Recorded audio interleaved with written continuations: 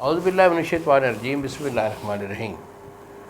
پوچھتا تھا حکیم بابا سیف اللہ کی طرف سے میرے تمام دوستوں کو السلام علیکم ورحمۃ اللہ وبرکاتہ۔ جی تو دوستو، آج میں خاص طور پر جو میرے شادی شدہ لوگ ہوتے ہیں اور جن کو نمبردی آ جاتی ہے، میں ان سے واقف جو ہے وہ مخاطب ہوں۔ نمبردی کیوں آتی ہے؟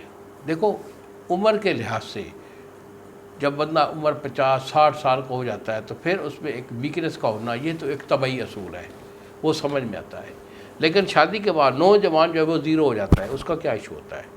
ایک خاص سی بات ہے کہ یا تو اس کو وہ بچپن میں بیماری آئی ہے، جیسے ٹائیفائڈ ہو گیا، اور اس کے بعد جو ہے نا ہیپیٹائٹس سی آ گیا، کوئی ایسی موذی مرض آیا جس کی وجہ سے اس کا یہ نمبردی کا ایشو بن گیا۔ اگر اس سے ہٹ کر دیکھا جائے تو اور کیا ہوتا ہے؟ دیکھو، نوجوانی میں زیرو ہو جانا شادی کے فوراً بعد، تو دوسرا ایشو کیا آئے گا کہ یہ ہوگا کہ وہ بچہ بچپن میں غلط کاری کرتا رہے، یا غلام بازی کرتا رہے، یا مجسنی کرتا رہے، کوئی نہ کوئی کبھی حرکت کرتا رہا جس کی وجہ سے اس کا نل زیرو ہو چکا۔ تو ایسے حضرات جو ہوتے ہیں، ہم ان کو یہ تنبیہ کرتے ہیں کہ شادی سے پہلے میرے سے ضرور رابطہ کریں۔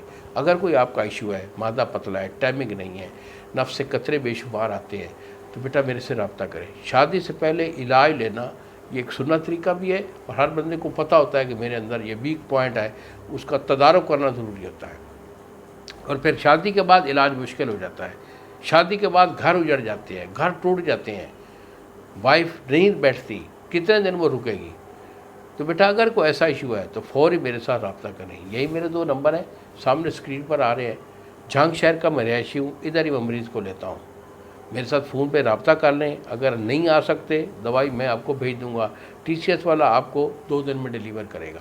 اور اگر آپ قریب ہیں، میرے شہر کے قریب میرے پاس آنا چاہتے ہیں، تو بیٹا یہی میرے 2 نمبر ہیں، فون کر کے ٹائم لے کے میرے پاس آ جائیں، میں آپ کو خود دیکھوں گا، علاج دوں گا، میرے اللہ کے حکم سے آپ ٹھیک ہو جائیں گے۔ انہی الفاظ کے ساتھ اجازت دیجیے بابا جی کو۔ السلام علیکم ورحمۃ اللہ وبرکاتہ۔